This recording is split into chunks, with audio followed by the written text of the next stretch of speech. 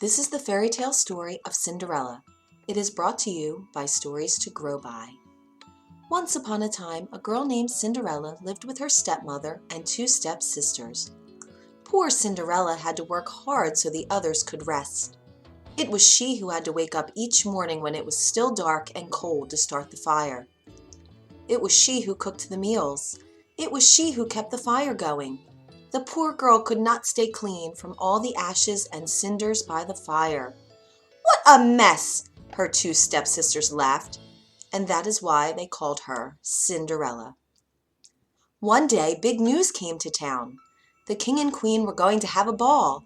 It was time for the prince to find a bride. All of the young ladies in the land were invited to come. They were wild with joy. They would wear their most beautiful gown and fix their hair extra nice. Maybe the prince would like them. At Cinderella's house, she now had extra work to do. She had to make two brand new gowns for her stepsisters. "Faster!" shouted one stepsister.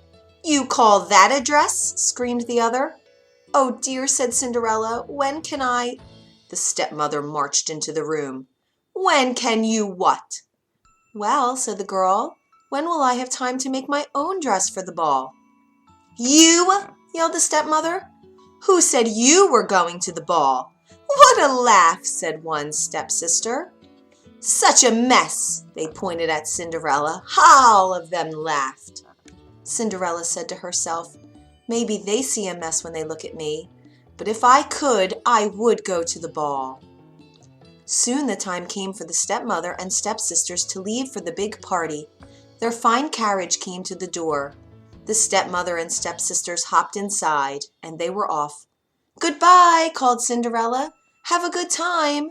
But her stepmother and stepsisters did not turn to see her. "Oh, me," said Cinderella sadly. The carriage rode down the street. She said aloud, "I wish I could go to the ball too." Then, poof! All of a sudden, in front of her was a fairy. "You called?" said the fairy. "Did I?" said Cinderella. "Who are you?" "Why, your fairy godmother, of course, and I have come to grant your wish." "But," said Cinderella, "my wish is impossible." "Excuse me," said the fairy godmother in a huff. "Did I not just show up out of thin air?" "Yes, you did," said Cinderella. "Then let me be the one to say what is possible or not." "Well, then I will tell you," said Cinderella. "My stepsisters and stepmother just left for the ball. I wish I could go too." She looked down at her dirty clothes. "But look at me." "You do look a bit of a mess, child," said the fairy godmother. "Even if I had something nice to wear, I would have no way to get there," she said. "Dear me, all of that is possible," said the fairy godmother. And with that she tapped her wand on Cinderella's head. At once Cinderella was all clean. She was dressed in a beautiful blue gown. Her hair was set up high on her head inside a golden band. "This is wonderful," said Cinderella. "Who said I was done?" said the fairy godmother. She tapped her wand again. At once a beautiful carriage came to be, with a driver and 4 white horses. "Am I dreaming?" said Cinderella, looking around her. "It is as real can be," said the fairy godmother. "But there is one thing you must know." "What is that?" asked Cinderella. "All of this will last only to midnight. At the stroke of midnight tonight, it will all be over. Everything will back to how it was before." "Then I must be sure to leave the ball before midnight," said Cinderella. "Good idea," said the fairy godmother. She stepped back. "My work is done." And with that, the fairy godmother was gone. The driver called out to Cinderella, "Are you coming?" She stepped into the carriage, and they were off. Over at the ball, the prince did not know what to think. "Why do you have that sad look on your face?" the queen said to her son. "Look around you. You could not ask for finer maidens than these." "I know, mother," said the prince. Yet he knew something was wrong. He had met many of the young women.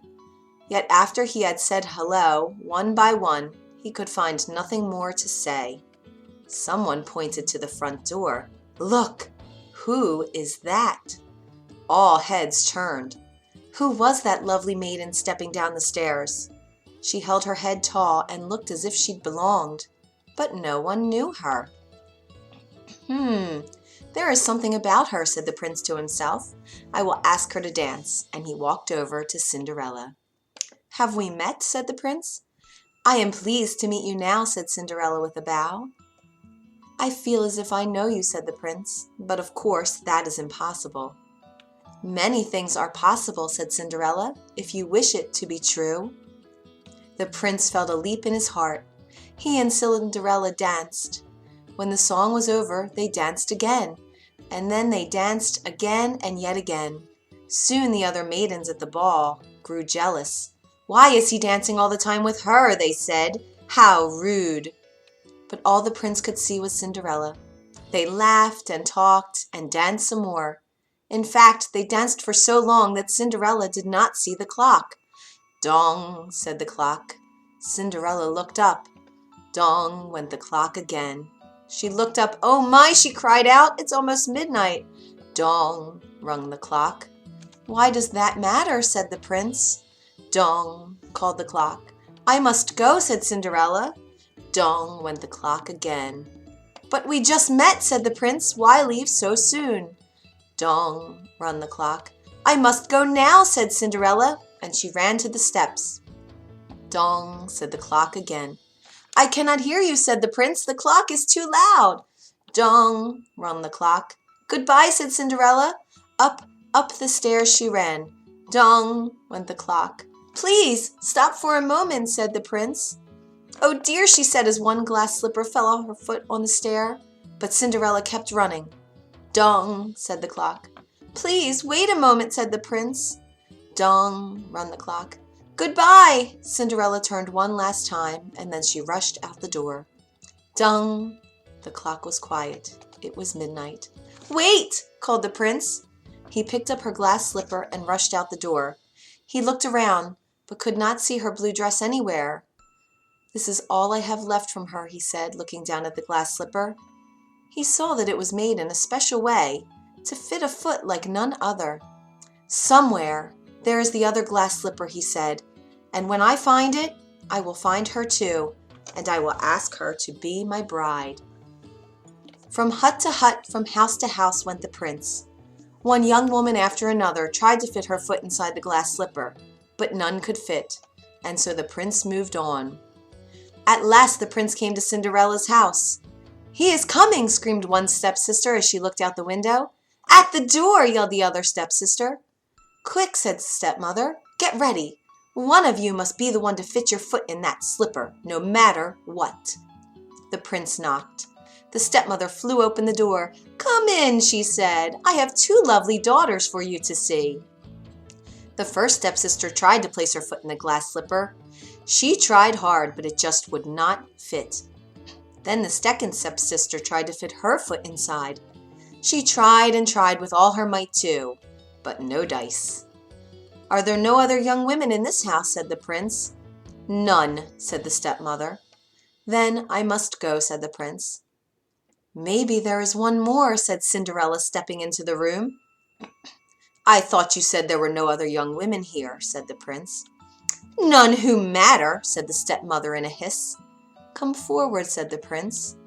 Cinderella stepped forward and sat before him. The prince got down on one knee and tried the glass slipper on her foot. It fit perfectly. Then, from her pocket, Cinderella took out something. It was the other glass slipper. I knew it, he cried. You are the one. What? Shouted one stepsister. Not her, yelled the other stepsister. This cannot be, screamed the stepmother. But it was too late. The prince knew that Cinderella was the one. He looked into her eyes. He did not see the cinders in her hair or the ashes on her face. I have found you, he said. And I have found you, said Cinderella. And so Cinderella and the prince were married, and they lived happily ever after. The end. If you enjoyed this story, you can find more at storiestogrowby.org.